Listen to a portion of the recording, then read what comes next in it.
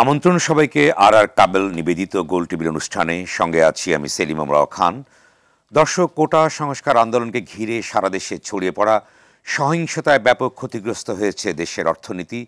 গণমাধ্যমের হিসেবে ৩ জন পুলিশ সহ সহিংসতায় মারা গেছেন ১৫০ শতাধিক মানুষ, আহত হয়েছেন কয়েক হাজার। চরম ক্ষতিগ্রস্ত হয়েছে মেট্রো রেলের ২টি গুরুত্বপূর্ণ স্টেশন, বিটিভি ভবন, ডেটা সেন্টার, সেতু ভবন সহ বহু সরকারি বেসরকারি স্থাপনা। কয়েক হাজার কোটি টাকার ক্ষতি হয়েছে দেশের তৈরি পোশাক খাতে। নরসিংদী কারাগারে হামলা করে দুর্বৃত্তরা ছিনিয়ে নিয়ে যায় বেশ কয়েকজন জঙ্গিকে, লুট করে অস্ত্র এবং গুলি, পালিয়ে যায় ৮২৬ জন বন্দী।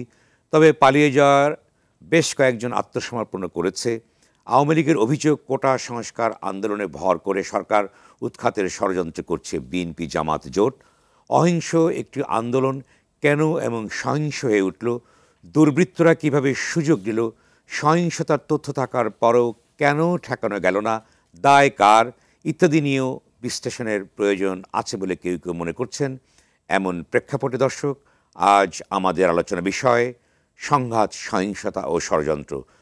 আর বিষয়ে আলোচনার জন্য আজ আমাদের সঙ্গে স্টুডিওতে আছেন আওয়ামী লীগের তথ্য ও গবেষণা সম্পাদক ডক্টর সেলিম মাহমুদ এমপি, বাংলাদেশ পুলিশের ঢাকা রেঞ্জের ডিআইজি সৈয়দ নুরুল ইসলাম বিপিএম বার পিপিএম বার ও সিনিয়র সাংবাদিক আবু সাইদ খান, ঢাকা বিশ্ববিদ্যালয়ের অধ্যাপক doctor M Siddiqur Rahman Khan, AB news 24-এর প্রধান সম্পাদক সুভাষ সিংহ রায় এবং এছাড়াও কিছুক্ষণের মধ্যে স্টুডিওতে যুক্ত হবেন জাতীয় পার্টির অতিরিক্ত মহাসচিব, সাবেক সংসদ সদস্য ব্যারিস্টার শামীম হায়দার পাটোয়ারি। দর্শক, আপনিও চাইলে আলোচনা অংশ নিতে পারেন, প্রশ্ন করতে পারেন, মতামত জানাতে পারেন। এই জন্য ফোন করুন পর্দায় দেখানো নম্বরে। যাচ্ছি মূল আলোচনা বিষয় সংঘাত, সহিংসতা ও ষড়যন্ত্র। প্রথমেই আমি শুরু করতে চাই অধ্যাপক ডক্টর সিদ্দিকুর রহমান, আপনাকে দিয়ে শুরু করি। আপনি বলুন যে আপনি ঢাকা বিশ্ববিদ্যালয়ের একজন অধ্যাপক এবং কাছ থেকে অর্থাৎ নিবিড় হয়ে পর্যবেক্ষণ করেছেন ছাত্রদের যে দাবি দেওয়া জেলা কোটা আন্দোলন যারা সম্পৃক্ত রয়েছে তৎপরবর্তী ঘটনাগুলো আপনি জানেন। পরবর্তী পর্যায়ে যে সহিংস ঘটনা ঘটল বাংলাদেশে, যে শ্বাসরুদ্ধকর অবস্থার সৃষ্টি হলো, সারা দেশব্যাপী জেলখানা ভেঙে কয়েদি ছিনতাই করা হলো, অস্ত্র লুট করা হলো এবং সরকারি স্থাপনা, বেসরকারি স্থাপনা জ্বালিয়ে পুড়ে ছারখার করে দেওয়া হলো, বিষয়টিকে আপনি কীভাবে মূল্যায়ন করেন? কোটা আন্দোলনের সাথে কীভাবে এর সম্পৃক্ততা আছে বলে মনে করবেন?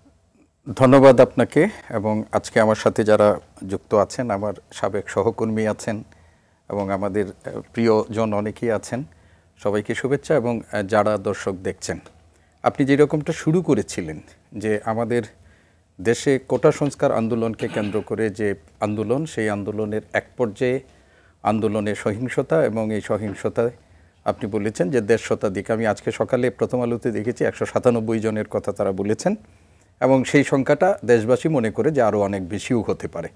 এবং এর সাথে আপনি বলেছেন যে কতগুলো আমাদের গুরুত্বপূর্ণ স্থাপনা সহ আমাদের জাতীয় সম্পদ, রাষ্ট্রীয় সম্পদের একটা বড় বিপুল ক্ষতি আমাদের এই আন্দোলনের মধ্যে দিয়ে হয়েছে।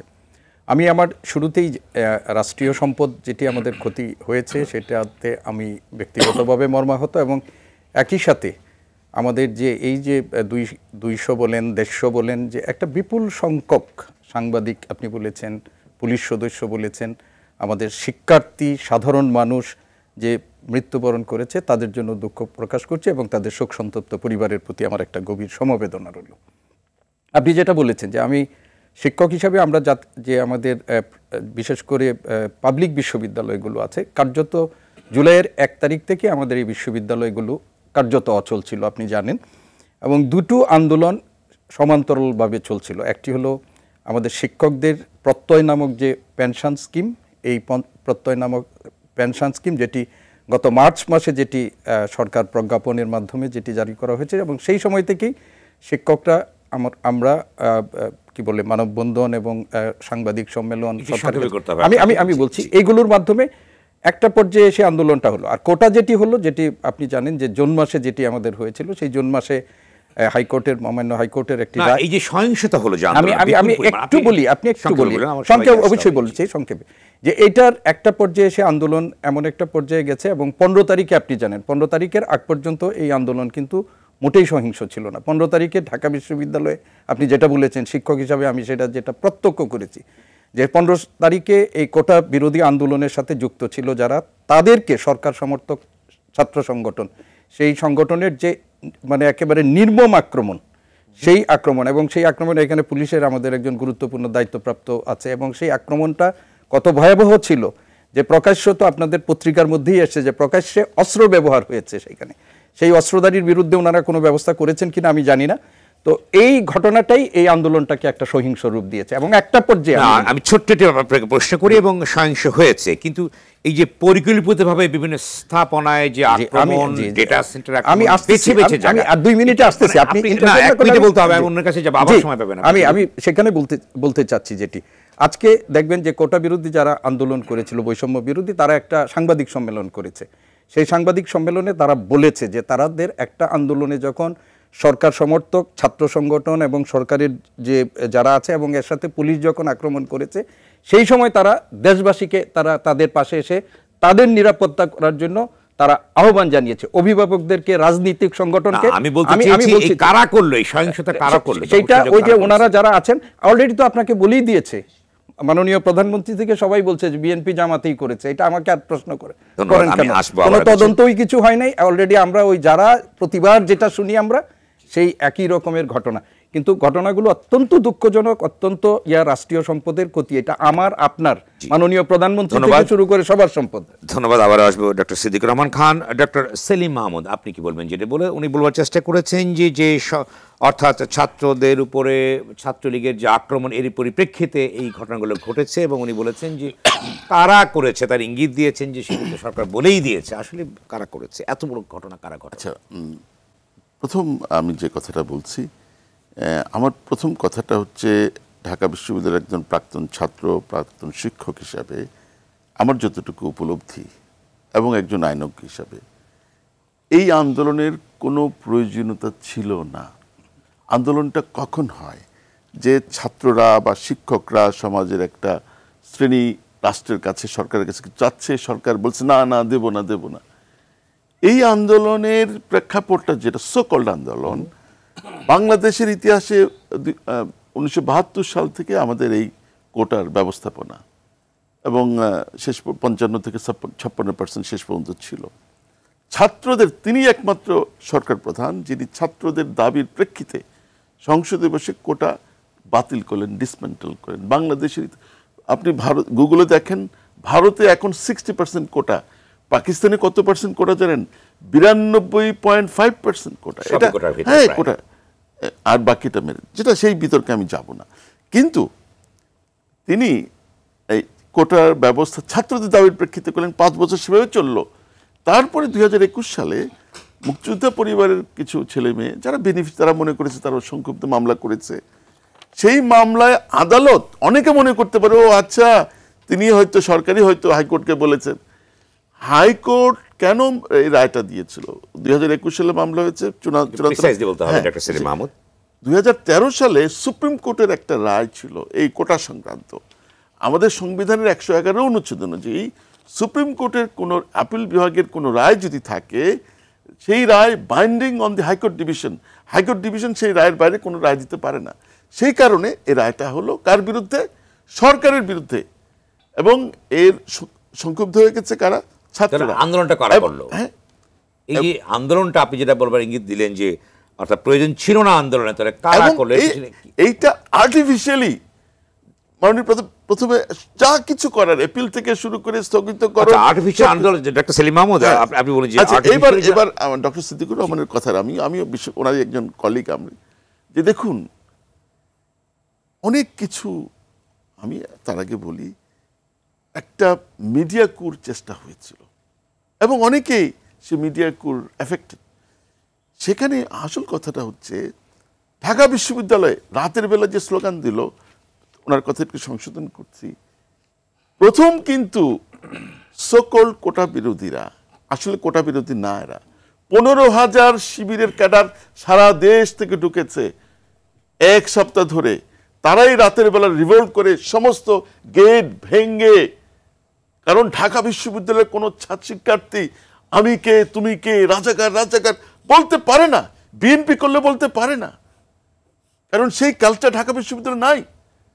তারাই কিন্তু আপনার মিছিল করেছিল, তারাই ছাত্রলীগকে ওই দিন রাতে হল দখল করে ফেলেছে চট্টগ্রাম বিশ্ববিদ্যালয়ের স্টাইলে। আমি চট্টগ্রাম বিশ্ববিদ্যালয়ে 2 বছর লেকচারার ছিলাম, দেখেছি যে বিশ্ববিদ্যালয় হলগুলো কিভাবে ক্যান্টনমেন্ট, এবং তারাই কিন্তু হামলা করেছে, ছাত্রলীগকে বের করে দিয়েছে, মারামারি করেছে, দেখেছেন। আমি ঢাকা বিশ্ববিদ্যালয়ের ছাত্র শিক্ষক হিসেবে বলছি, বই যে সুভাষ দা আছেন, 7 মার্ডার্স, আমরা তখন শিশু, বহু খুন খারাপি আমরা দেখেছি। মামুন মাহমুদ, মির্জা গালিবতে কত খুন খারাপি হয়েছে। কোনোদিন দেখেছেন যে ছাত্ররা শিক্ষককে চোর ডাকাতের মতো লাঠি পেটা করতে, লাঠিতে দৌড়ে দৌড়ে পিটাচ্ছে 4 জন শিক্ষককে? এরা কারা? পিঠে তাদের ব্যাগ। এরা কি ঢাকা বিশ্ববিদ্যালয়ের ছাত্র? এরাই শিবিরের ক্যাডার। আপনার ছোট্ট প্রশ্ন করে শেষ করতে চাই। আপনি বলেন যে এটি আর্টিফিশিয়ালি এই আন্দোলনটা ক্রিয়েট করা হয়েছে, আপনি যেটা বলতে চেয়েছেন। এই তথ্য যদি আপনার দিকে থেকেই থাকবে, বা এখন যেটা বলছেন, তাহলে 2 মাস 3 মাস ধরে যে আন্দোলনটা গড়ে উঠলো, এই ব্যাপারে কি আপনাদের কোনো ছিল না? জুনের 5 তারিখে রায় হয়েছে, তারা আন্দোলন নিয়ে এসে জুলাইতে। কোনো আন্দোলন তো না, সরকার তো সব মেনে নিয়েছে। 17ই জুলাই বাংলাদেশের ইতিহাসে মাননীয় প্রধানমন্ত্রী ছাত্রদের একটা দাবি নিয়ে জাতির উদ্দেশ্যে ভাষণ দিয়েছেন।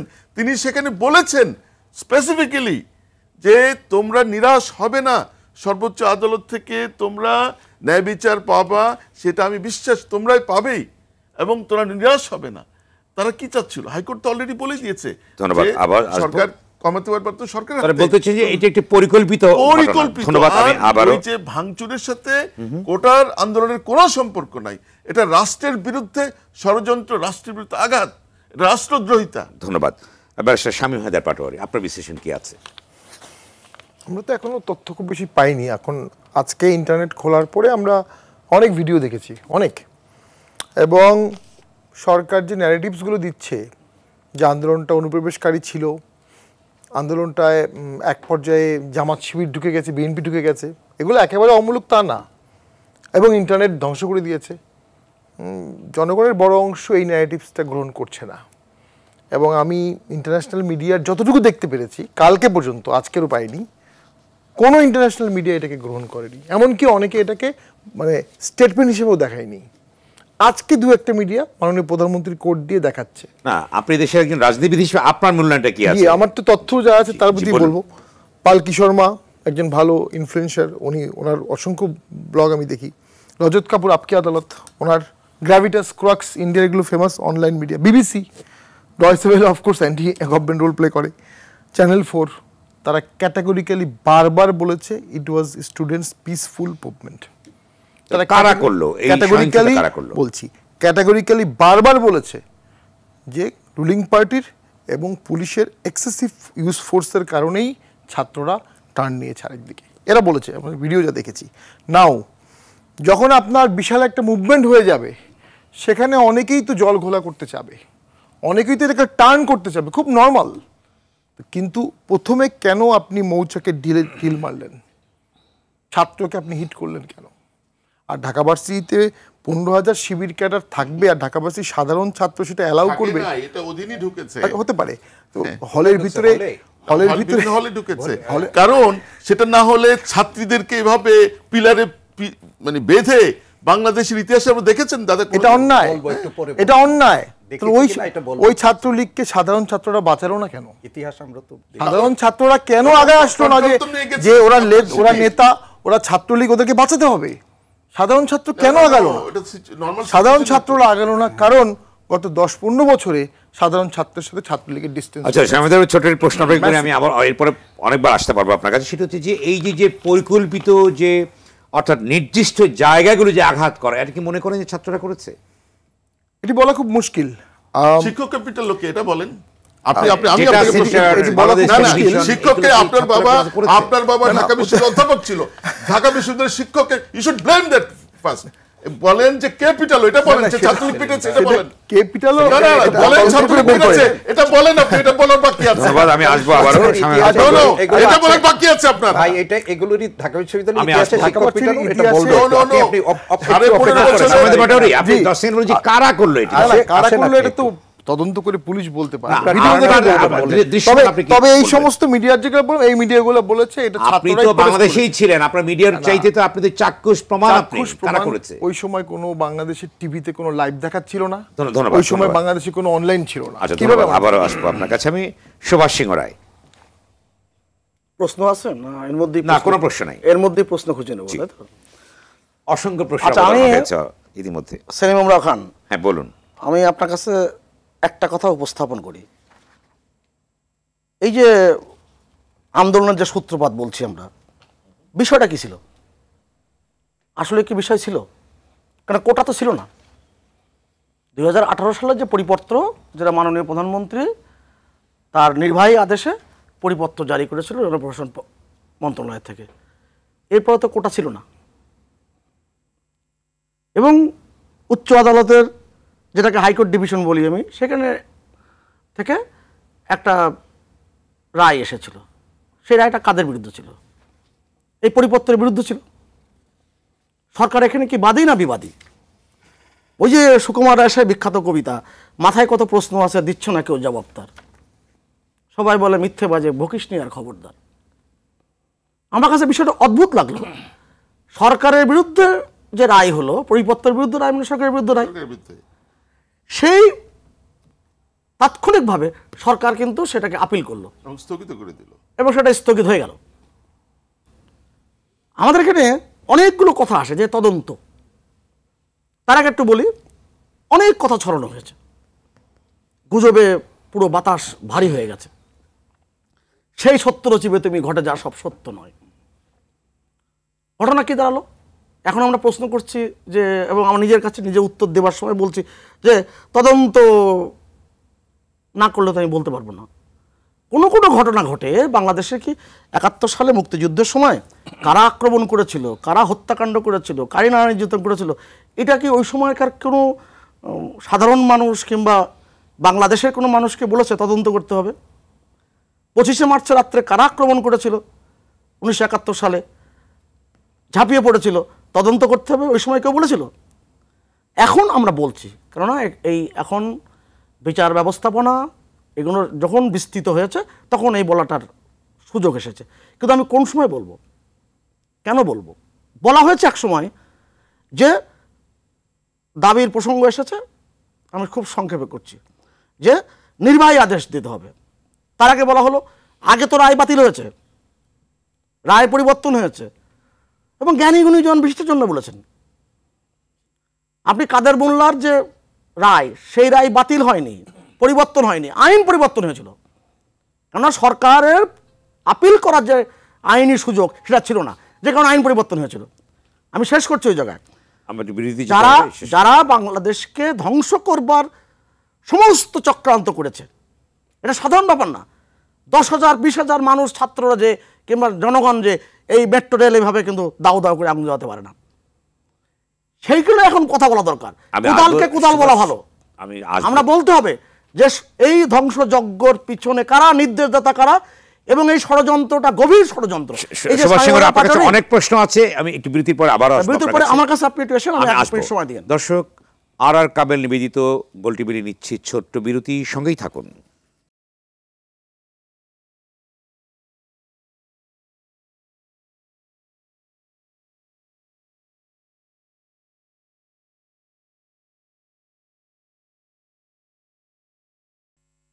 দর্শক, বিরতির পর আবারও স্বাগত আর কাবেল নিবেদিত গোল টিভির সঙ্গে আছি আমি সেলিম ইমরান খান।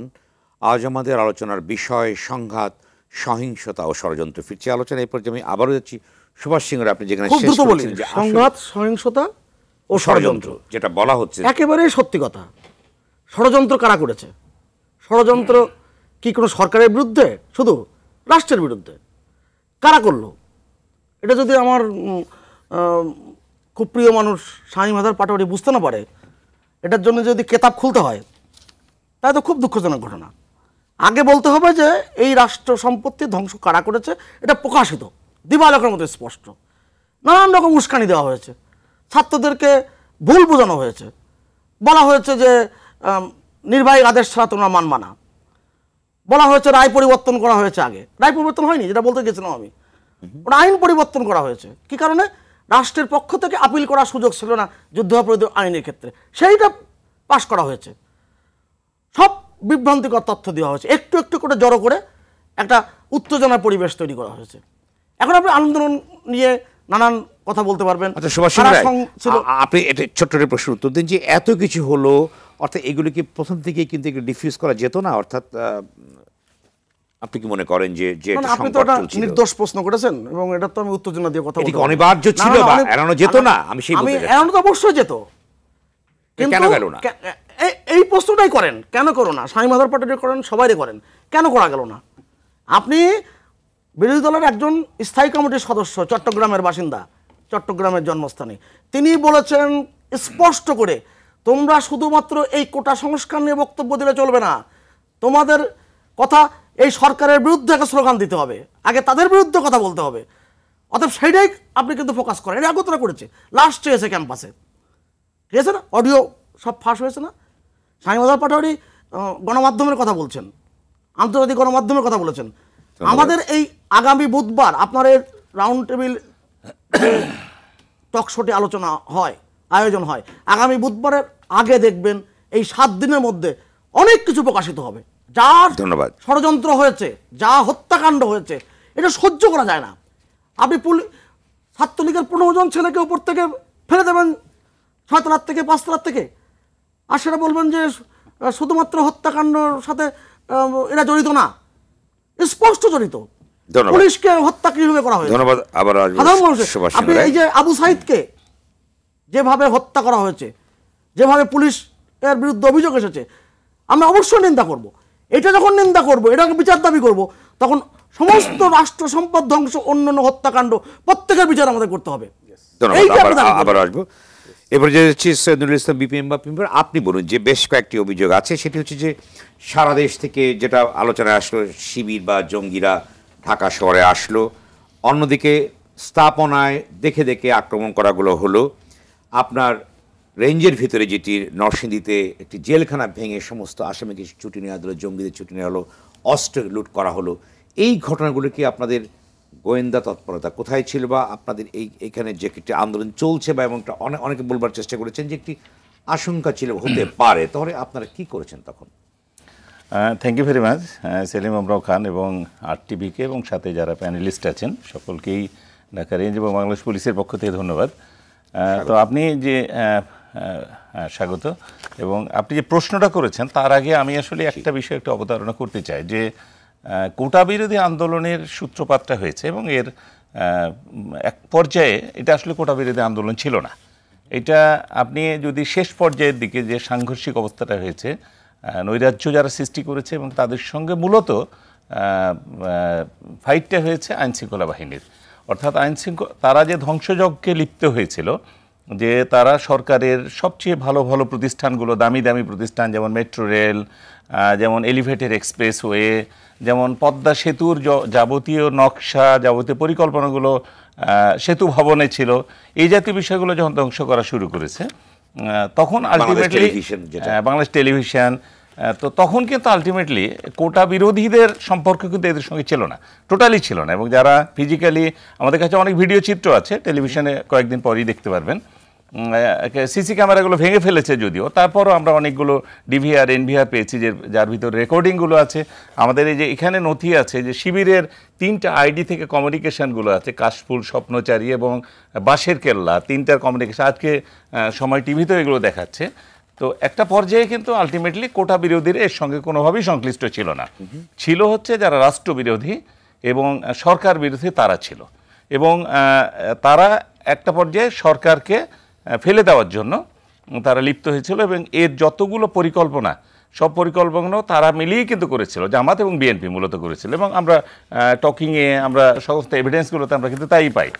আচ্ছা, আপনি কোশ্চেন করেছেন যে নরসিংদীতে জেলখানা ভেঙেছে। দেখেন এত বড় একটা ঘটনা ঘটেছে, জেলখানা, এখানে 826 জন আসামি ছিল, সকলেই কিন্তু চলে গেছিল, পালিয়ে গেছে এই কথা আমি বলতেছি না, চলে গেছিল, এবং জেলখানাটা আক্রমণ করেছে, ওখানে 85টা অস্ত্র ছিল, সব অস্ত্র নিয়ে গেছে, এবং সব অস্ত্রগুলো নিয়ে পুলিশের সঙ্গে কিন্তু তারা 2 দিন ধরে ফাইট করেছে, একদম গোলাগুলি, ওপেন গোলাগুলি। ওখানে একটা এপিসি আছে যেটা ট্যাঙ্কের মতো দেখা যায়, যে মাননীয় স্বরাষ্ট্রমন্ত্রী মহোদয়, মাননীয় সেনা চিফ সহ আইজিপি স্যার সহ সকলে দেখে আসছেন যে এপিসির কয়েকটা জায়গায় ফুটো হয়ে গেছে। এপিসি কিন্তু খুব হেভি একটা ডিভাইস রাইট কন্ট্রোল করার জন্য বা অপোনেন্টদেরকে কার্ভ করার জন্য, সেটাও কিন্তু ছিদ্র হয়ে গেছে। তার মানে জেলখানা যে হেভি আর্মসগুলো ছিল, যেগুলো SMG ছিল, চাইনিজ রাইফেল ছিল, সেগুলোতেই কিন্তু তারা ফাইট করেছে।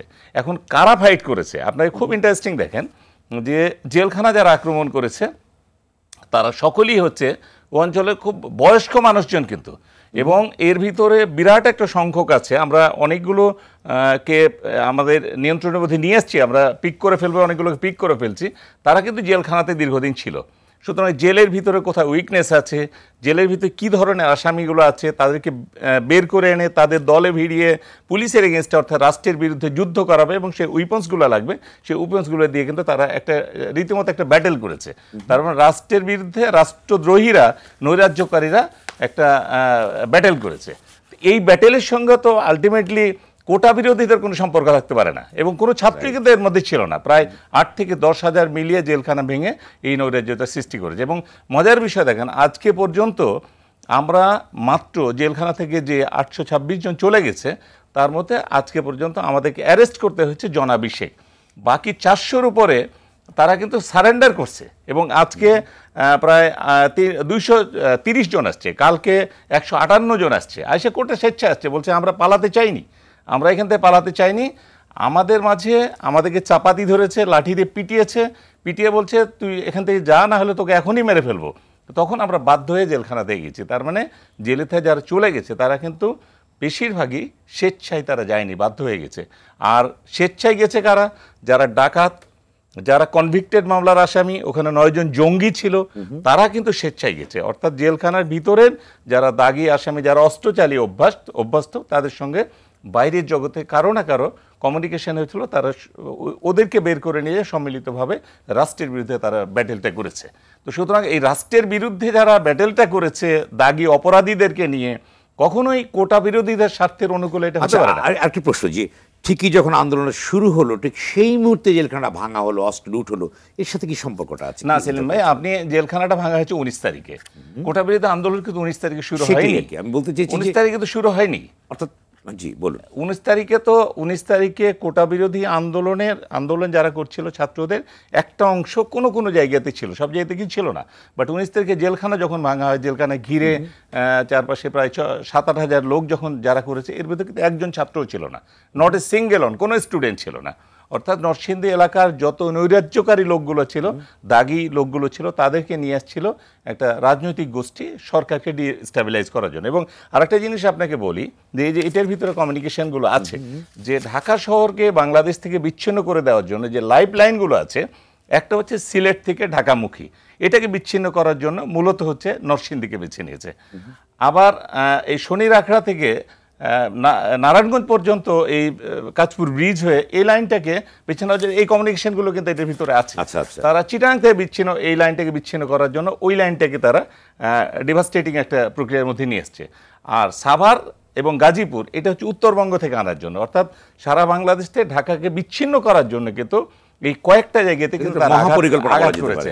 এবং আপনি দেখবেন যে ঢাকা, গাজীপুর, আপনার সাভার, তারপরে নারায়ণগঞ্জ, নরসিংদী, এর বাইরে একদিন শুধু হয়েছিল মাদারীপুরে, এর বাইরে কিন্তু কোথাও ডিভাস্টেটিং কোনো কিছু নাই, কিন্তু কোথাও নাই। এমন বহু জেলা আছে, মোর দ্যান 80% জেলা আছে, তার ওখানে ছাত্রদের কণা পরিমাণ কোনো আন্দোলন পর্যন্ত হয়নি, কিচ্ছু হয়নি। তো সুতরাং ছাত্র আন্দোলন, ছাত্রদের কোটা বিরোধী আন্দোলন আর এই যে নৈরাজ্য যেটা সৃষ্টি হয়েছে সরকার এবং রাষ্ট্রের বিরুদ্ধে, দুটো কিন্তু এক জিনিস না। আরেকটা জিনিস আপনাকে একটু বলে রাখি, যে এটার ভিতরে সবসময় আছে পুলিশকে কুত্তা বলেছে, এটা সেটা বলেছে। পুলিশের যত প্রতিষ্ঠান, প্রায় আমাদের লিস্ট অনুযায়ী প্রায় 60টার মতো প্রতিষ্ঠানকে ধ্বংস করে দিয়েছে। এর মধ্যে 52টা প্রতিষ্ঠান শুধু পুলিশেরই। সেই পুলিশের প্রতিষ্ঠান যে পরিসংখ্যান আজকে আমরা দেখতে পেলাম যে 235টি পুলিশ স্থাপনা হামলা এবং 236টি ছোটখাটো হলে, আমি বড়গুলো মেজরগুলো বলেছি। ইভেন দেন আপনাকে একটা ছোট একটা গল্প বলি, যে একজন পুলিশের ইন্সপেক্টর, সে এক জায়গায় আরেক জায়গায় যাবে, তো তার ছোট্ট 12 বছরের একটা ছেলেকে তার ড্রেসটা ব্যাগের ভিতরে দিয়ে বলছে, বাবা তুই এটা নিয়ে যা, আমি ইউনিফর্মটা নিয়ে গেলে আমাকে কিন্তু মেরে ফেলবে। সেই ছেলেটা রাস্তায় যখন গেছে 12 বছর শিশু ছেলে একটা, সেই ছেলেটা চেক করতে যায়, তার ভিতরে ব্যাগের ভিতরে যখন ইউনিফর্ম দেখছে, সেই ছেলেটাকে পিটিয়ে হসপিটালে, বেঁচে আছে বাট পিটিয়ে হসপিটালে পাঠিয়েছে। আপনি দেখেছেন যে পুলিশকে মেরে তাকে ফাঁসি দিয়ে গাছের মধ্যে টাঙিয়ে রেখেছে। এই যে পুলিশের বিরুদ্ধে নির্মমতা, এবং এটার ভিতরে শুধু পুলিশের কথাই কিন্তু ম্যাক্সিমাম। কারণটা কি? টার্গেটটা করার কারণ, টার্গেটটা হচ্ছে পুলিশ যদি না থাকে তাহলে রাষ্ট্র ধ্বংস করে দেবে তারা। রাষ্ট্র ধ্বংস করে দিয়ে রাষ্ট্রীয় ক্ষমতায় যারা আছে বা রাষ্ট্র যারা পরিচালনা করছে তাদেরকে ধ্বংস করে দিয়ে ওরা ক্ষমতাটা নিবে, পাওয়ারটা নিবে। এই কারণেই শুধু এইটুকুই। ধন্যবাদ। আবু সাইদ খান, আপনি বলেন যে যেটি ডিআইজি সাহেব বলবার চেষ্টা করলেন যে ভয়াবহতা, অর্থাৎ এই যে আন্দোলনকে ঘিরে যে ভয়াবহতা, তার পরেই যে ধ্বংসযজ্ঞ শুরু হয়ে গেল, ঢাকাকে বিচ্ছিন্ন করার পরিকল্পনা তিনি নিয়ে এসছেন অনেক প্রামাণ্য দলিলপত্র, এটির কারণটা কি? আচ্ছা, এখন এই ধরনের পরিকল্পনার বিষয়টা যতক্ষণ পর্যন্ত তদন্ত হওয়ার আগেই যদি বলে দেওয়া হয় যে জামাত জেল ভেঙে ফেললো, আমাকে একটু কথা বলতে দিন। পরিকল্পনার আগেই যদি ধরুন পরিকল্পনার আগেই যদি জামাত, শিবির, বিএনপি ইত্যাদি বলে দেওয়া হয়, তখন এর সুষ্ঠু তদন্ত হয় না, তদন্ত প্রভাবিত হতে পারে। আমি যুক্তির খাতিরে ধরে নেই যে এই ধরনের একটা মহাপরিকল্পনা ছিল, কিন্তু সেটাকে ফাইন্ড আউট করার জন্য সুষ্ঠু তদন্তটা দরকার ছিল। কিন্তু আমরা দেখলাম নেতারা তারস্বরে তারা জামাত, শিবির, বিএনপি এদেরকে দায়ী করছে। ওরা আবার বলে দিচ্ছে যে না আমরা করি নেই, সরকারের লোকজন করে আমাদের কাছে দোষ চাপাচ্ছে। অর্থাৎ ঘটনাটা রাজনীতিকরণ হয়ে যায়, এবং রাজনীতিকরণ হলে সত্য জিনিসটা আড়ালে চলে যায়। এবং যখন নীতি নির্ধারকরা, নেতারা এই কথা বলেন, তখন পুলিশ কর্মকর্তাদের মানে ঘাড়ে কয়টা মাথা যে তারা নিরপেক্ষভাবে তদন্ত করবে। আচ্ছা, ছোট্ট প্রশ্ন, বর্তমান সময়ে যেখানে সিসি ক্যামেরা, বিভিন্ন ডিভাইস আছে, দিবালোকে যে বিভিন্ন ঘটনা ঘটছে এলাকায়, এগুলো কি তদন্ত তো আছে? এগুলো কি না, এগুলো রাজনৈতিক দলের নেতৃত্বের দায়িত্বশীল গিয়ে আপনার রাজনৈতিক ব্লেমিং, এটা রাজনৈতিক নেতৃত্বের কাজটা হচ্ছে যে এই ব্যাপারটাকে সুষ্ঠু তদন্ত করা এবং এর ভিতরে কি রহস্য আছে সেটা উন্মোচন করা। একটা রাষ্ট্রের যেখানে গণতান্ত্রিক বিধি ব্যবস্থা থাকলে, যেখানে আইনের শাসন থাকলে, সেখানে এই কাজটাই হওয়া জরুরি। এবং ঘটনার রাজনীতিকরণ হলে তখন জিনিসটা অন্যদিকে চলে যায়। আর একটা হচ্ছে যে এটা তো অস্বীকার করার জন্যই, যেটা একটা স্বতঃস্ফূর্ত ছাত্র আন্দোলন ছিল, শিক্ষার্থীদের আন্দোলন ছিল, সারা দেশ কাঁপানো আন্দোলন হয়েছে। এখন প্রশ্নটা হচ্ছে যে আন্দোলনটা কি প্রয়োজন ছিল? এখন প্রয়োজনটা হচ্ছে যে 18 সালে যখন ছেলেরা, শিক্ষার্থীরা সংস্কারের আন্দোলন চেয়েছিল, অর্থাৎ কোটা ব্যবস্থা সংস্কার চেয়েছিল, কিন্তু পরিপত্রে সংস্কার না করে এটাকে বাতিল করে দেওয়া হয়। ওই বাতিল করার মধ্য দিয়েই কিন্তু আন্দোলনের, নতুন করে আন্দোলনের বীজটা থেকে যায়, ওখানে লুকায়িত ছিল। এবং পরবর্তীতে কয়েকজন মুক্তিযোদ্ধার সন্তান আদালতে যাওয়ার মধ্য দিয়ে এটা আবার সামনে আসে এবং রাজপথ কাঁপানো আন্দোলন শুরু হয়। এবং এই আন্দোলন স্বতঃস্ফূর্তভাবে ছাত্ররা ছিল। হ্যাঁ, এই ছাত্রদের মধ্যে তো সাধারণ ছাত্ররা ছিল, বাম সংগঠনের ছাত্ররা ছিল, এমনকি ছাত্রলীগের ছেলেরাও ছিল, অনেক জায়গায় ছাত্রলীগের ছিল, নিশ্চয়ই জাতীয় ছাত্র দল এবং শিবিরও থাকতে পারে, সবাই থাকার কথা। যখন একটা অরাজনৈতিক আন্দোলন হয়, সে আন্দোলনের সঙ্গে সবাই যুক্ত ছিল। হ্যাঁ, কিন্তু সেখানে এই আন্দোলনকে এবং দীর্ঘদিন, মানে জুন থেকে এটা শুরু হয়ে জুলাই 16 তারিখ পর্যন্ত আন্দোলন কিন্তু কোনো ছিল না, মানে সহিংস ছিল না, এর সহিংস রূপ লাভ করে নাই। তো এর মধ্যে সরকারের দায়িত্বটা ছিল যে এটাকে একটা সমাধানে যাওয়া, এবং সেই সমাধান কঠিন কিছু ছিল না। যদি আদালতের এটাকে সরকারের আবেদনের প্রেক্ষিতে, অ্যাটর্নি জেনারেলের আবেদনের প্রেক্ষিতে যদি চেম্বার জজ থেকে এগিয়ে নিয়ে আসা যায়, তাহলে তখন এটা সম্ভব ছিল। এবং এই জায়গাটা যে সমাধানের মানসিকতা ছিল না, ছিল তো নাই, ছিল থাকলেও তার কোনো প্রকাশ দেখিনি, বরং কিছু না, আমার কথাটা শেষ করতে দিন প্লিজ। তখন এমনকি দায়িত্বশীল পর্যায় থেকে কিছু কথাবার্তা, কিংবা আওয়ামী লীগের সাধারণ সম্পাদক, ছাত্রলীগ প্রস্তুত ইত্যাদি কথার মধ্য দিয়ে বিষয়টাকে উস্কে দেওয়া হয় এবং ঘটনাটা এই জায়গায় চলে যায়। এবং এখন প্রশ্ন হচ্ছে যে এই জায়গা যাওয়ার মধ্যে এটাকে পলিটিক্যালি কানেক্ট করা কিংবা অন্য কোনো শক্তি এটাকে সুযোগ গ্রহণ করা, এটা করতে পারে, খুব স্বাভাবিক। তার বাইরেও মানুষের ভিতর ক্ষোভ ছিল, যন্ত্রণা ছিল, সাধারণ মানুষও। এটা যে ভিতরে কারা ছিল আমি জানি না, সেটা মানে ওইটা কি বলে, সেটার জন্য মানে তদন্তের সাপেক্ষে সেটা বলা যায়, কিন্তু সাধারণ মানুষেরও কিন্তু এক ধরনের অংশগ্রহণ ছিল।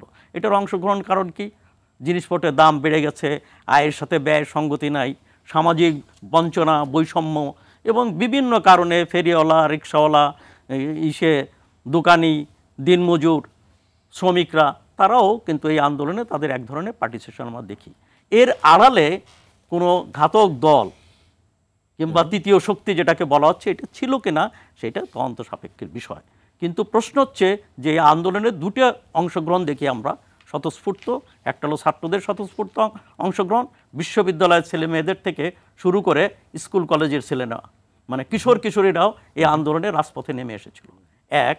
আর দুই নম্বর হচ্ছে বিক্ষুব্ধ মানুষ, যাদের সামাজিক বঞ্চনার শিকার যেসব মানুষ, যারা বিভিন্নভাবে আজকের পরিস্থিতিতে খাপ খাওয়াতে পারছে না, তারা যখন দেখছে যে বেনজির ইত্যাদিরা, বেনজির মতিউররা কোটি কোটি টাকার মালিক হচ্ছে, তার ঘরে দিন আনতে পান্তা ফুরাচ্ছে, তখন তাদের ভিতর ক্ষোভ ছিল। এই ক্ষোভ, যন্ত্রণা, এটা বৈষম্য বিরোধী এক ধরনের মানসিকতা থেকেও সাধারণ মানুষের পার্টিসিপেশন ছিল। এখন যারা ভাঙলো তাহলে কি ওরাই যারা, আমি সেটা তো ফাইন্ড আউট করতে বলছি, আমি তো সেটা বলছি না।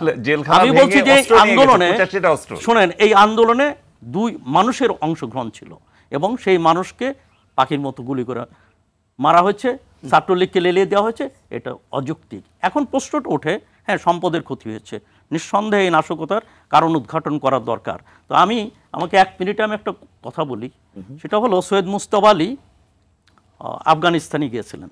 তা আফগানিস্তানে যাওয়ার পরে আফগানিস্তানে দেখে কি সবাই বলতেছে মালজান। তো মুজতবা আলী জিজ্ঞাসা করলেন, আচ্ছা তোমরা মালজান বলো কেন? তো বললো, আরে জান এ তো আমাদের অনেক আছে, জীবন অনেক আছে, কিন্তু মাল খুব সীমিত। তো আমাদেরও মনে রাখতে হবে যে জীবন গুরুত্বপূর্ণ। অতএব এই যে জীবনের অপূরণীয় ক্ষতি, 200 মানুষের যে জীবন চলে গেল, এটা অপূরণীয় ক্ষতি। হ্যাঁ, মালের ক্ষতি হয়েছে, এটা নিশ্চয়ই এটা নাশকতা থাকতে পারে এবং সেটা আমরা একদিন এই ক্ষতি পোষাতে পারবো, কিন্তু 200 জীবনকে আমরা ফিরিয়ে আনতে পারবো এবং 200 পরিবার এবং 200 মানুষের স্বপ্ন, সেটা আমি তো বললাম যে একটা পত্রিকাকে 197 লিখেছেন এবং আরও কিছু আনআইডেন্টিফাইড লাশ পড়ে আছে মর্গে, যেমন সমকাল লিখেছে 6 জন লাশের কোনো নাম খুঁজে পাচ্ছে না, এরকম আরও কিছু আইডেন্টিফাইড রয়েছে। ধন্যবাদ আপনাকে। আমি এটা করি, উচিত হয়নি নাকি? এই নাশকতা ঠেকানো না হলে উচিত হয়নি, নাশকতা চলতেই থাকতো। আমি যে গুলি করেছে, মিছিলে গুলি হয়েছে, আবু সাইদ, জি জি, রংপুরের আবু সাইদ দিয়ে বলেছে পারলি গুলি করো, তাকে গুলি করা হয়েছে। এরকম ঘটনা আরো আছে, কিছু গুলি করা হয়েছে। আবার আপনি তো বলেছেন, সংক্ষেপে বলতে হবে। আমি প্রথমে আপনাকে প্রশ্ন করি যে রংপুরের যে ছেলেটাকে গুলি করলো বলা হচ্ছে, আমি যদি বলি এটা মেড এবং ইট ওয়াজ এ পার্ট অফ এ মিডিয়া কু, নো, এই যে এটা কি ভিডিওটা এরকম যে আমার পুরো ভিডিও ফ্রেমের মধ্যে, ক্যামেরার ফ্রেমের মধ্যে পুলিশ গুলি করছে আর ওই বুক পেতে, নো। আমি আপনাকে বলি, এই টোটাল রাষ্ট্রবিরোধী ষড়যন্ত্রের সাথে 700 থেকে 800 কোটি টাকা। আপনি বললেন আপনি একজন সিনিয়র সাংবাদিক, আপনার প্রতি শতভাগ রেসপেক্ট আছে, কিন্তু আপনি বললেন তদন্ত সাপেক্ষে কারা করলে, হাজার হাজার সারা দেশ থেকে লিস্ট হচ্ছে, তারা ধরা পড়ছে, পথে ধরা পড়ছে, বিভিন্ন জেলা বিএনপির নেতা, জামাতের নেতা, শিবিরের নেতা, সব কয়েক হাজার গ্রেফতার হচ্ছে, পাখির মতো গুলি করছে। দেখুন, এই যে জাহাঙ্গীরের মেয়র, জাহাঙ্গীরের সহযোগী একজন ছিল, তাকে মেরে জানালায় বেঁধে রেখেছে, ওই সাইনবোর্ডে এক পুলিশকে মেরে গাছে ঝুলে, ওটা প্রাণ না, ওটা জীবন না। সাইনবোর্ডে একটা পুলিশ সদস্য, তার পোস্টিং কোথায় যেন, ঢাকার বাইরে, পুলিশের চাকরি করে বলে তার বাবা মাকে মেরে ফেলেছে। অনেক কিছু এর মধ্যে মিডিয়াতে আসেনি। যে 3 জন পুলিশ সদস্য তারা কিন্তু কেউ ফাইটে ছিল না, রাষ্ট্রের বিরুদ্ধে এই রামপুরা, তারপর এই কুড়িল এরিয়া নিন্দা জানায়, রাষ্ট্রের বিরুদ্ধে যুদ্ধ ঘোষণা করেছে পুলিশকে। আপনার বলি যে প্রথমত মাননীয় প্রধানমন্ত্রী দায়িত্ব নিয়ে বলেছেন এবং আমাদেরকে সবাইকে, যে তিনি মানে ল এনফোর্সিং এজেন্সিকে নন লেথাল বুলেট ইউজ করতে বলেছেন, যেটা rubber bullet, internationally accepted. Rubber বুলেটে কেউ মারা যায় না, তাহলে ছাত্র কেউ মারা গেল। যদি পুলিশই মারতো তাহলে তো তামা করে ফেলার কথা। ওই যে যাত্রাবাড়ি, সাইনবোর্ড, কদমতলি, ওইদিকে রামপুরা, বাড্ডা, সেখানে কেন সন্ত্রাসীদেরকে মারতে পারল না পুলিশ? কেন রেসিডেন্সিয়াল মডেল কলেজের 11 বর্ষের ছাত্রকে একটা বুলেট কে গুলি করলো? তারেক জিয়া লন্ডন থেকে যে শত শত কোটি টাকা বিভিন্নভাবে এই যে আমির খসরু মাহমুদ চৌধুরী কোঅর্ডিনেটর সেজে তারা যে একটা নীল নকশা করেছে, আর যিনি একজন অ্যাম্বাসেডর চলে যাচ্ছেন, যাওয়ার আগে অনেক মিলিয়ন মিলিয়ন ডলার তো লবিস্টের মাধ্যমে পেয়েছে এটাকে হালাল করার জন্য। 9 তারিখে যে 26 জনকে দাওয়াত করেছিল সেখানে তার 16 জন হচ্ছে সেই 18 সালের কোটা বিরোধী আন্দোলনের কুশীলব। সব নামগুলো আমাদের কাছে আছে।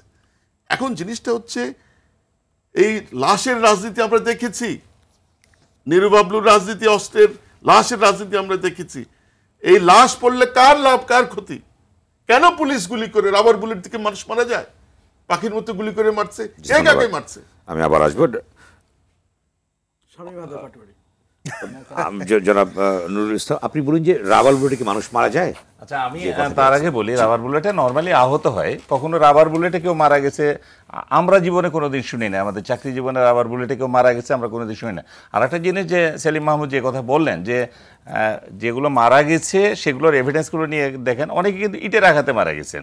আমি নারায়ণগঞ্জের সিমরাইলে একটা মা হসপিটাল আছে, মা হসপিটাল, সে হসপিটালের ভিতরে বিল্ডিংয়ের ভিতরে আগুন দিয়ে দেয়। ওখানে পুলিশের একটা ফাঁড়ি ছিল, একটা হাইওয়ে পুলিশের একটা ফাঁড়ি ছিল, মূলত সেই কারণে আগুনটা দেয়। হেলিকপ্টারে রেস্কিউ করা হয়েছে। এখানে পরশুদিন 3 জনের লাশ পাওয়া যায় একটা মার্কেটাইল ব্যাংকের ভিতরে ডেকোরেশন চলতেছিল। যেহেতু আগুন দিয়ে দিয়েছে ওরা আর বের হতে পারেনি, ওরা পুড়ে মারা গেছে। শুধু লাশগুলো 3 জন শ্রমিকের লাশটা পাওয়া গেল। তাহলে এই যে 3 জন শ্রমিক মারা গেল, এটা কি তাহলে পুলিশের আঘাতে মারা গেল? আচ্ছা, তো এরকম ঘটনা বাংলাদেশে বহু জায়গাতে আছে যে ইটের আঘাতে মারা গেছে, পিটুনিতে মারা গেছে। পুলিশের 3 জনকে তো বললামই যে 3 জনই কেউই কিন্তু ডিউটিতে ছিল না, তারা সিভিল ড্রেসে ছিল। তারা এক জায়গা থেকে আরেক জায়গায় যাচ্ছিল, ধরে তাদেরকে মেরে ফাঁসিতে ঝুলাই রেখেছে। একজন আনসারের সদস্য মারা গেছে। এইগুলো যে উনি যে আউসাদ খান সাহেব যেটা বললেন যে যারা মারা গেছে, এগুলো ম্যাটার অফ ইনকোয়ারি চলে আসবে যে কারা কীভাবে মারা গেছে, পোস্টমর্টম রিপোর্টের মাধ্যমে আসবে। কিন্তু আপনাকে একদম শিওর করে আমি বলতে পারি যে কখনোই রাবার বুলেটের আঘাতে কেউ কখনো মারা যায় না। রাবার বুলেট বডির ভিতরে কিন্তু কখনো যায় না, রাবার বুলেট বডির উপরেই থাকে। ভিতরে তার তো একটা গোল ছোট্ট একটা হালকা একটা বল, যেটা আঘাত লাগে চামড়ার উপরে আঘাত লাগে, বড় জোর হয়তো আঘাতপ্রাপ্ত হয়ে পড়ে যেতে পারে, ব্যথা করে, ব্যথাটা পরবর্তী রিমুভ হয়ে যায়, এইটুকুই। রাবার বুলেটে কখনোই মারা যায় না। ধন্যবাদ সিদ্দিক রহমান খান। দেখুন, আসলে এখানে যারা এখানে বসা আছে, আমি জানি না সাইদ ভাইয়ার আমি ছাত্র রাজনীতির সাথে কখনো যুক্ত ছিলাম না, আর আমি যাদের জানি সবাই ছাত্র রাজনীতির সাথে যুক্ত ছিলেন। আজকে বাংলাদেশে যদি আমি ব্রিটিশ পিরিয়ড না যাই, পাকিস্তান আমল থেকে শুরু করে যদি সর্বশেষ 2007 সালে ছাত্র আন্দোলন যখন হয়েছিল, কোনো সরকার, ক্ষমতাসীন সরকারই এই ছাত্র আন্দোলনকে কোনোদিনই বলেন নাই যে এটার প্রয়োজনীয়তা আছে। আর এই আন্দোলনগুলোর যদি প্রয়োজনীয়তা নাই থাকতো তাহলে আজকে আমরা এখানে বসে কথা বলতে পারি। আমি খুবই বিস্মিত হয়েছি সেলিম ভাই যেভাবে বলেছেন যে একটা সোকল আপনি ঢাকা বিশ্ববিদ্যালয়ে শিক্ষক ছিলেন, ছাত্র রাজনীতি করেছেন, আমরা ঢাকা বিশ্ববিদ্যালয়ের ক্যাম্পাসে এখনো অবস্থান করি। আজকে আপনি যেটা বললেন যে হাজার হাজার শিবির ঢুকে গেছে, আজকে ভাইস চ্যান্সেলর সাহেব, মাননীয় ভাইস চ্যান্সেলর বলুক যে তার বিশ্ববিদ্যালয়ের ক্যাম্পাসে এবং হলগুলোতে প্রভোস্টরা বলুক। ভাই আপনার কাছে তথ্য আছে, আমি বিশ্ববিদ্যালয়ের একজন হিসাবে আমি ভাইস চ্যান্সেলরের কাছে আমি অন ইয়ার এইটা আমি প্রশ্ন করছি এবং ইয়াদেরও প্রশ্ন করছি, প্রভোস্টরা এটা বলুক যে তাদের হলে এই কিভাবে এই শিবির ঢুকলো, এই হাজার হাজার শিবির ঢুকে এই হল থেকে বের হলো। আপনি আজকে এই প্রজন্মের একটা বিশাল সংখ্যক শিক্ষার্থীদেরকে আপনি ব্র্যাকেটবন্দি করে দিচ্ছেন, তাহলে আপনার কি থাকছে আর? আমরা তো ঢাকা বিশ্ববিদ্যালয়ে দেখেছি 17 তারিখের রাতের ঘটনা, 17 তারিখের রাতের ঘটনা, যে ছেলেটা সারাক্ষণ ছাত্রলীগের মিছিলে গিয়ে জয় বাংলা বলেছে, সেই ছেলেটাই তো সাদ্দামের ইয়াগুলো ফেলে দিয়েছে। কারণ সে যে 15 বছর ধরে আমরা যে চিৎকার করে বলেছি যে এই গণরুম সংস্কৃতি, এই ছাত্রদের উপর, নিরীহ ছাত্রদের উপর নির্মম নির্যাতন বন্ধ করেন, কেউ শুনে নাই। এই যে দীর্ঘদিন সাইদ ভাই বলেছে যে শুধুমাত্র আপনি এই কথা বললে হবে না, মানুষের যে বঞ্চনার ব্যাপার আছে, স্বতঃস্ফূর্ততা যে মানুষের ছিল না সেটা না। আমি বলবো অবশ্যই যে অপকর্ম যারা করেছেন, যারা রাষ্ট্রের সম্পদ, কোনো সরকারের সম্পদ না, শুধু এটা রাষ্ট্রের সম্পদ। আবার আমি বলতে চাই, এই সম্পদ আমার আপনার প্রত্যেকের সম্পদ, আমার আপনার প্রত্যেকের সম্পদ। যারা এই রকম ধ্বংস করেছে তাদের বিচার আমরা চাই। কারা করলো বিষয় না, এটা তো আজকে উনি এখান থেকে বলে আপনি কি এখানে বললে বলবেন কোর্ট আপনার নিবে? এটা আপনাকে যদি কোর্ট বলে যে আমি রাস্তায় দেখেছি এরকম, বললেই নিয়ে নিবে কোর্ট আপনার? বাংলাদেশের আইন আদালত আছে না, আইন আদালত না পারসেপশন। আমি বললামই জামাত শিবির করেছে, আমি বলেছেন জামাত শিবির বলেছেন, আমি বলতে পারি আপনি পারেন না। না না আপনাকে না না না পারসেপশন না না না না না না কোর্টে প্রডিউস করব, আমি ডকুমেন্টারি আপনি করবেন কোর্টে, আমার পারসেপশন তো থাকতে হবে, তাহলে আমি ইনভেস্টিগেশন ওইটা কিভাবে করব? না, আমি তো এটা বলতে চাচ্ছি যদি এরকমই হয়ে থাকে, আওয়ামী লীগের সময় এসেছে উপলব্ধি করার। আপনি কি 14 তারিখ বা 16 তারিখ পর্যন্ত আপনারা কেউ ভেবেছিলেন বাংলাদেশে এরকম একটা অবস্থা হবে? যদি হতো, আজকে আপনারা যতটুকু বলতে পারছেন যে লন্ডন থেকে তারেক জিয়া এরকম করছে, এই কোটা আন্দোলন যখন হয় এবং বিশ্ববিদ্যালয়ের শিক্ষকদের যখন আন্দোলন হয়, তখন আমরা পত্রিকায় দেখেছি কি সরকার মোটেই শিক্ষকদের আন্দোলন নিয়ে চিন্তিত না, কারণ সব বিশ্ববিদ্যালয়ের শিক্ষক সমিতি সরকারের নিয়ন্ত্রিত। আপনারা সরকারকে ওয়ার্ন করেছেন গোয়েন্দারা যে দুশ্চিন্তার বিষয় হলো ছাত্রদের আন্দোলন। সেই মেজার কি নেওয়া হচ্ছে?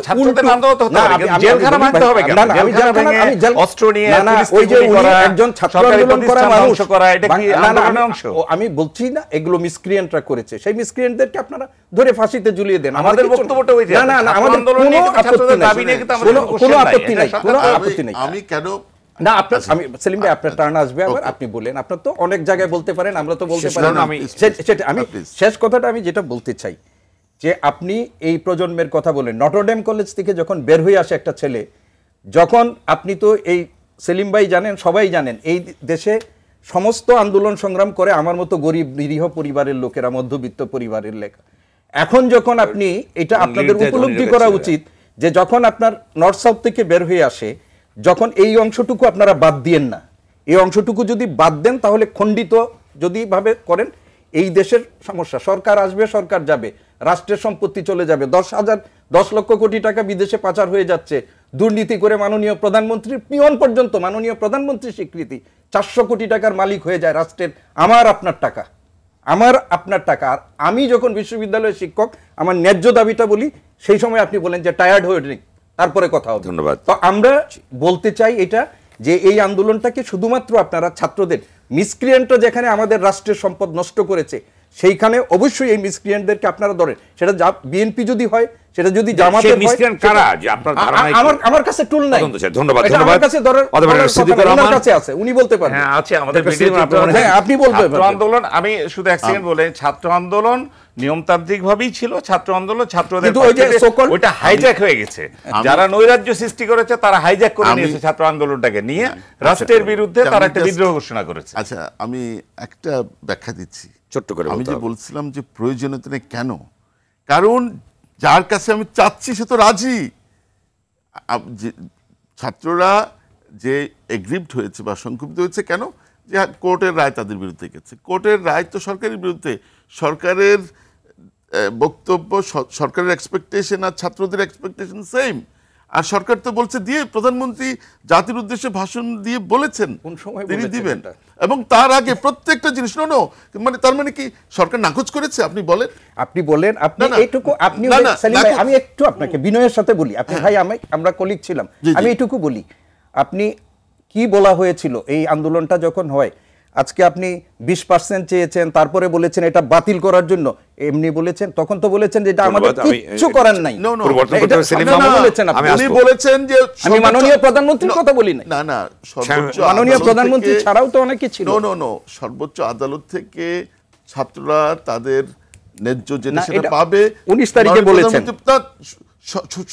17 তারিখে জাতির উদ্দেশ্যে ভাষণে বলেছেন, তার আগে তো সুপ্রিম কোর্টে সরকার অ্যাপিল করেছে, স্থগিত করেছে, এরপরে তো কোনো তাদের কোনো দাবি থাকে না। আমি আসবো বারো শামীম হায়দার পাটোয়ারি। জি ধন্যবাদ।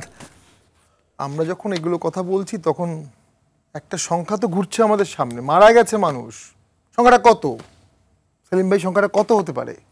সংখ্যা সেটা তো আমি জানি না, একদম ফার্ম অ্যাডমিটেড সিচুয়েশন মোর দেন 175, অ্যাডমিটেড সিচুয়েশন 175। সব জায়গায় শিবির জামাত কভার আপ দিলে হবে না। আবু সাইদ শিবির করতে কিনা আমি জানি না, ইংলিশ ডিপার্টমেন্টের ছাত্র, পীরগঞ্জ বাড়ি, নিরস্ত ছিল। ছাত্র কয়জন আছে বলছি না, আছি একটা বলছি না, আমি জানি না, সেটা আপনারা বলতে পারবেন। শেখ আশাবুল ইয়ামিন ভিডিও দেখবেন, বিবিসির ভিডিও, নির্মম। পুলিশের উপর অ্যাটাক হয়েছে। পুলিশের উপর অ্যাটাক হলে পুলিশ একটা পর্যায়ে গিয়ে গুলি করতে পারে, এটা সত্য। কোন পর্যায়ে পুলিশ গুলি করেছে তদন্ত করতে হবে। পুলিশ তো 100 জন একসাথে আছে, 100 জনের কাছে 200 অস্ত্র আছে। আপনি কোন পর্যায়ে গুলি করেছেন? এজিটেশনটা কোথায় ছিল? ছাত্র আন্দোলনই ছিল। হ্যাঁ, অনেকেই সুযোগ নেওয়ার চেষ্টা করেছে, সুযোগটা সরকার দিয়ে দিয়েছে, সুযোগ সরকার দিয়ে দিয়েছে। এবং কেন দিয়েছে? অহমিকার কারণে দিয়েছে। কিভাবে দিল সরকার বলছি আমি, ওই যে গুলি হলো, না না, ওই যে ছাত্রদের হল থেকে বের গুলি হলো, না না, ওই যে ঢাকা ভার্সিটিতে তো কোনো গুলি হয়নি না, ঢাকা ভার্সিটি থেকে বের করে দিলেন সবাইকে। কে বের করে দিলেন? বের করে দিলেন আপনি। আমরা এরশাদের আমলে, খালেদা জিয়ার আমলে ঠিক আছে, কতবার অত পিছনে যাবেন না, এখন আসেন। কোন আমলে এত লোক মারা যায়নি, কোন আমলে এত লোক 5-6 দিনে মারা যায়নি, কোন আমলে না। এটার সাথে আপনি অন্য ঘটনা মিলালে হবে না সেলিম ভাই। এবং মানুষের মধ্যে রিপারকাশন সিরিয়াস, এবং যাদের মধ্যে সিরিয়াস তারা সবাই জামাত শিবির না। জামাত শিবির করে একটা সার্টেন পার্সেন্টেজ লোক। এখন একটা ন্যারেটিভ হচ্ছে, জি আমি একটু শেষ করি, তাদেরকে মাল্যটাকে আমি প্রশ্ন ধরিয়ে দেই। আপনি লয়ার, আমি lawyer. There is a terminology called prima facie case. যারা একটা জেলার জেলখানা ভেঙে 860 জন কয়েদিকে ফ্রি করতে পারে, কত ব্যর্থ করবেন, যারা কত ব্যর্থ করবেন, জেলখানা থেকে বের হয়ে যায়। এবং তারা তাদের হাতে তারা চকলেট খায়, তারা দুধ খায়, তারা মানুষ মারতে পারে না, শুধু পুলিশ মারতে পারে। ইনস্টিটিউশনে যারা আঘাত করে তারা কি রকেট লঞ্চার নিয়ে আসছে? নো এয়ার স্ট্রাইক করেছে, না তো তাদেরকে অ্যাটাক করেছে। না আপনি তাহলে সেটাই তো আমি বলছি ফেইলার। অ্যাটাক করা যখন রাইট অফ প্রাইভেট ডিফেন্স যখন অ্যাপ্লাই করবে, এবং সম্পদ এবং যানবাহন রক্ষা করার জন্য পুলিশ ফায়ার করবে, তখন বলবে যে পুলিশ কেন ফায়ার করবে? যদি পুলিশ ফায়ার না করে বসে থাকে তখন বলবে যে পুলিশ ফায়ার। আমি একবারও বলিনি সব ফায়ার পুলিশ করেছে, সবাই পুলিশ মেরেছে, এটা সব হত্যাকাণ্ড পুলিশ করেছে, একবারও বলিনি। তদন্ত আসুক, তদন্ত করলে আমরা বুঝতে পারবো, তদন্ত রিপোর্ট দেখে বুঝতে পারবো কতটা মোটিভেটেড, কতটা নিউট্রাল। ওটুকু ম্যাচুরিটি আবার আমাদের আছে। বাট গুলি তো হয়েছে, ছাত্র তো মরেছে, মারা গেছে, রক্ত ঝরেছে। আমরা এখানে কি সব নিয়ে কথা বলছি? এবং পাবলিক পারসেপশন নিরপেক্ষভাবে দেখেন, রাষ্ট্রের বিরুদ্ধে যুদ্ধ ঘোষণা করবেন, রাষ্ট্র বসে থাকবে, ওটা পরের কথা। মানুষের মধ্যে পারসেপশন, এই রক্ত পড়ার দুঃখটা মানুষ এত সহজে ভুলবে না। এবং কিছু সংখ্যক ছাত্র অবশ্যই মারা গেছে, কিছু সংখ্যক পুলিশ মারা গেছে। আপনি সেলিম ভাই একজন রাজনীতিবিদ, আপনি পুলিশ মারা যায় দুঃখ পেলেন, আমি পাচ্ছি। আপনি ছাত্র মারা যাওয়ার দুঃখটা তো একবার বললেন না। ছাত্রকে মারা হয়েছে, ঠিক আছে, এটা পরের কথা। যেই মারুক, ছাত্র মারার দুঃখটা তো আপনি বললেন না। অবশ্যই আপনি পুলিশ দেখতে যাচ্ছেন, আপনি ছাত্রকে দেখতে যাচ্ছেন না, আপনি ছাত্রকে দেখতে যাচ্ছেন না। আপনারা সাইড করে ফেলেছেন, দেশটাকে ভাগ করে ফেলেছেন। এবং এই দেশের ভাগের কারণে আমি একটু বলি, শুনেন, আপনি তো অনেক বলেছেন, আমি একটু বলি। বাংলাদেশের পুলিশ 16 কোটি লোকের নিরাপত্তা দিতে পারবে না। বাংলাদেশের পুলিশ 1,64,000 বর্গ কিলোমিটারের টোটাল নিরাপত্তা দিতে পারবে না, এটা সম্ভব না, পৃথিবীর কোনো পুলিশ পারবে না। কিন্তু আপনি এখন ভাগ করে ফেলছেন। আজকে ঢাকা শহরে কি করছেন? এই জায়গাটা কর্ডনড, এই জায়গা নিরাপদ, বাকি জায়গা কি হবে উই ডোন্ট নো। এই 5-6 দিন বাকি জায়গায় কি হয়েছে? ট্রাফিক পুলিশ নাই, সারাদিন ট্রাফিক পুলিশ ছিল না। ন্যাচারালি পুলিশকে তার নিরাপত্তার জন্য, তার ইনস্টিটিউশন বাঁচানোর জন্য তাকে কিছু প্রায়োরিটি জায়গায় সেট করতে হচ্ছে। সাধারণ মানুষের কি হবে? একটা গৃহযুদ্ধের দিকে দেশ যেতে পারে, এটা দেশের স্বার্থে বলছি আমরা, অন্য কোনো স্বার্থে না। এবং এখানে কোনো জেদাজেদির বিষয় না। এবং একই দিনে কি কি ঘটলো? ইনডিসক্রিমিনেট কিলিং হয়েছে, যেই করুক, আমি বলবো না কে করেছে, তদন্ত বলবে। ইন্টারনেট ব্ল্যাক আউট হলো, at least 175 death, shoot and sight order, curfew, army deployment. নরসিংদীতে তো একটা বিশাল ঘটনা ঘটে গেল, শ্রমিক নিষিদ্ধ হয়ে গেল ইউইতে, যে কোনো কারণেই হোক শ্রমিক নিষিদ্ধ হয়ে গেল। পেন্টাগন মন্তব্য দিল, পেন্টাগন। বুঝতে পারতেছেন কোথায় যাচ্ছে জিনিসগুলো? জাতিসংঘ বলেছে আমাদের লোগো ব্যবহার করেছেন, সেনাবাহিনীও আমাদের এখানে আছে। কত দিক থেকে চাপ সামনে আসবে এটা কল্পনা করা যাচ্ছে না। এবং একটা আলোচনা আমি শেষ করছি, আমি অ্যারেস্ট করেছি কিন্তু নিষিদ্ধ করা হয়নি, আমি নিষিদ্ধ করা হয়নি, নিষিদ্ধ করেছে উনি। আমি ওনার প্রত্যেকটা কথার জবাব দেব। জি জি, ওনার কথা প্রভোকেশন আছে, রাষ্ট্রের বিরুদ্ধে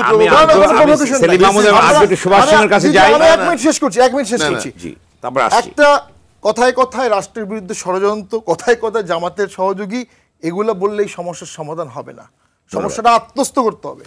সুভাষ সিংহ রায়। ক্ষমা যেখানে ক্ষীণ দুর্বলতা, হে রুদ্র আদেশ দাও, কঠোর যেন হতে পারি তোমার আদেশে। ব্যারিস্টার শামীম হায়দার পাটোয়ারীর আমি একজন গুণমুগ্ধ ভক্ত, এবং কিন্তু খেয়াল করে দেখবেন আমি কিন্তু বলি নাই, এবং আমার শব্দ চয়ন আমি খুব সতর্ক থাকি সব। অবশ্যই খেয়াল করে দেখবেন আমাদের সংসদের বিরোধী দলের নেতা তিনি পত্রিকার সাক্ষাৎকার দিয়ে বললেন মুক্তিযুদ্ধ কোটা হচ্ছে সংবিধান বিরোধী। আশকারাটা কোথায় সেলিম ওমর খান বুঝতে পেরেছেন? ব্যারিস্টার তানিয়া আমিরও এটা বলেছে, বলেছেন আদালতে বলেছে, বলেছেন পত্রবলতে একজন মুক্তিযোদ্ধা সারা জীবন মুক্তিযোদ্ধা না, তাকে সময়ের পরীক্ষা উত্তীর্ণ হতে হয়, কিন্তু একজন রাজাকার সারা জীবন রাজাকার।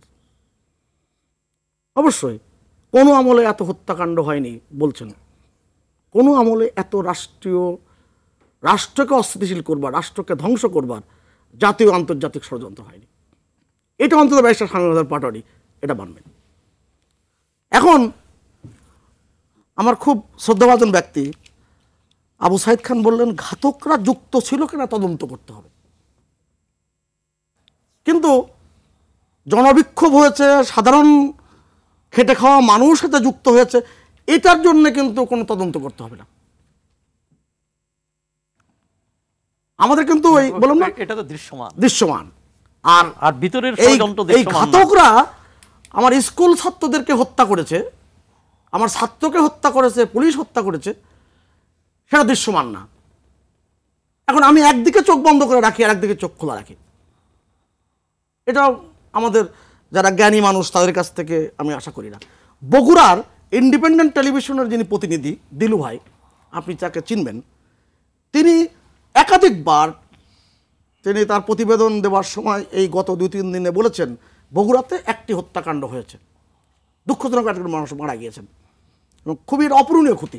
আমি শামীম হায়দার পাটোয়ারীর কথাগুলো খুব মন দিয়ে শুনি, কেননা আমি এর মানে এই না যে আমি আর সবার কথা মন দিয়ে শুনি নাই, কেন এখানে মানুষের ভুল ব্যাখ্যা দেওয়া হয়। তা সে বলছে পুলিশের গুলিতে সে এই লোকটি মারা গিয়েছে, এটা তিনি বিশ্বাস করেন না।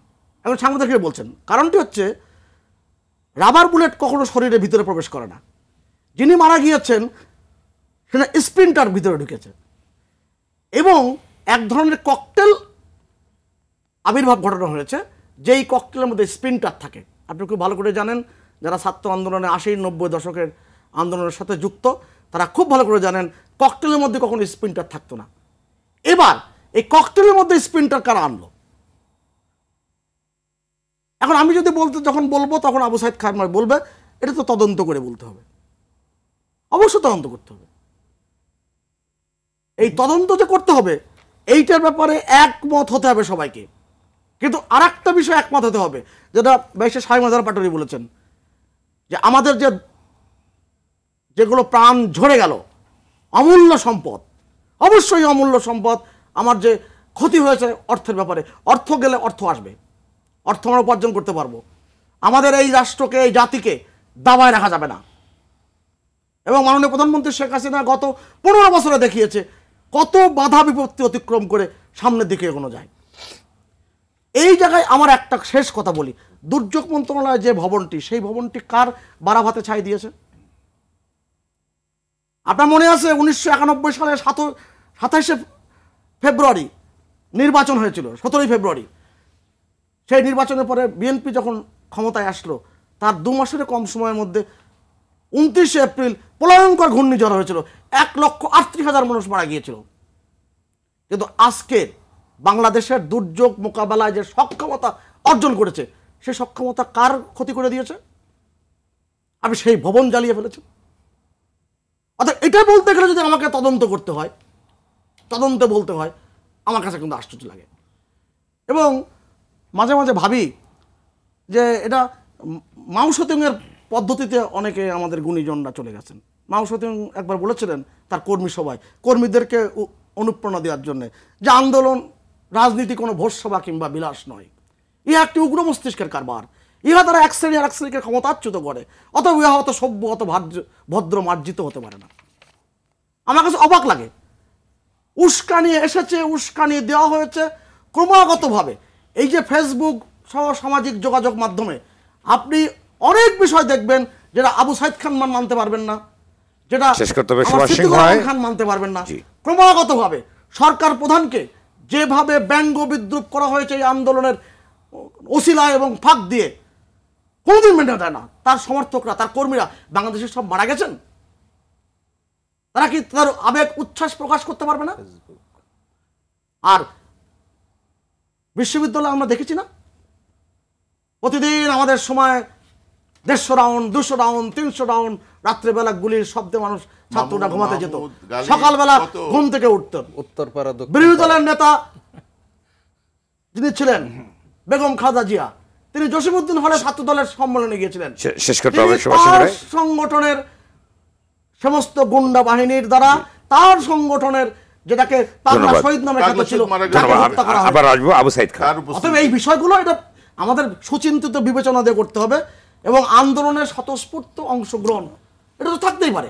আচ্ছা, ধন্যবাদ ধন্যবাদ। এখন বিষয়টা হচ্ছে যে আমি আমার প্রিয় শিক্ষক তাকে আমি বলি, তিনি বলছেন বাংলাদেশে আইন আদালত আছে, এটা যে তিনি স্বীকার করেছেন তার কথার মাঝখান দিয়ে ধন্যবাদ জানাই। আচ্ছা, এখন ব্যাপার হচ্ছে যে হ্যাঁ, ষড়যন্ত্রকারীরা যুক্ত হতে পারে, তারা বিভিন্নভাবে এটা করতে পারে, কিন্তু আন্দোলনটাকে এই সুযোগটা কেন দেওয়া হলো? এটা তো আগেই সমাধান করা যেত। এবং যে কারণে আমি একটু শেষ করি, আচ্ছা এখানে সমস্যা, এখানে দীর্ঘদিন ধরে অর্থাৎ 1-1.5 মাস ধরে স্বতঃস্ফূর্ত আন্দোলন হচ্ছে, সারা দেশের সমস্ত শিক্ষার্থীরা রাস্তায় নেমে এসেছে এবং এটাকে অ্যাড্রেস করা হলো না। এক আর দুই একটা হচ্ছে আন্দোলন দমন করার জন্য পুলিশরা তো যথেষ্ট ক্যাপাবল, অনেক কিন্তু একটু না আমি বলি আন্দোলন আচ্ছা দমন করার, আমি সেটা বলি যে ঠিক আছে, কন্ট্রোল নেওয়ার জন্য, নিয়ন্ত্রণ করার জন্য পুলিশ যথেষ্ট, কিন্তু ছাত্রলীগ নামাটা এটা কতটুকু যুক্তিসঙ্গত? কবে ছাত্রলীগ নেমেছে বলুন তো? যেদিনই নামাটা যুক্তিসঙ্গত ছিল কিনা? তাহলে কি রাষ্ট্র, তাহলে কি বাংলাদেশ রাষ্ট্র এতই দুর্বল যে ছাত্রলীগকে পুলিশের সহযোগী হতে হবে, তাদেরকে পাশে গিয়ে দাঁড়াতে হবে? বাংলাদেশ রাষ্ট্র তো এত দুর্বল না, যথেষ্ট শক্তিশালী রাষ্ট্র, আমরা মুক্তিযুদ্ধের মধ্য দিয়ে গড়ে ওঠা রাষ্ট্র এবং যথেষ্ট দক্ষ আছে। এবং বাংলাদেশের পুলিশ, বাংলাদেশের সেনাবাহিনীরা পৃথিবীর বিভিন্ন জায়গায় তারা সেখানে শান্তি রক্ষা করছে, সেখানে নিয়ন্ত্রণ করছে, অতএব বাংলাদেশের জন্য দেয়ার এনাফ, তারা যথেষ্ট। কিন্তু আমি এক লাইনে শেষ করি, এই জায়গাটা থেকে হচ্ছে স্পেসিফিক্যালি বলেন ছাত্রলীগ কখন হামলা করেছে, কবে ডেটটা বলেন, কবে হামলাটা করলো? 16-17 তারিখে মানে কখন?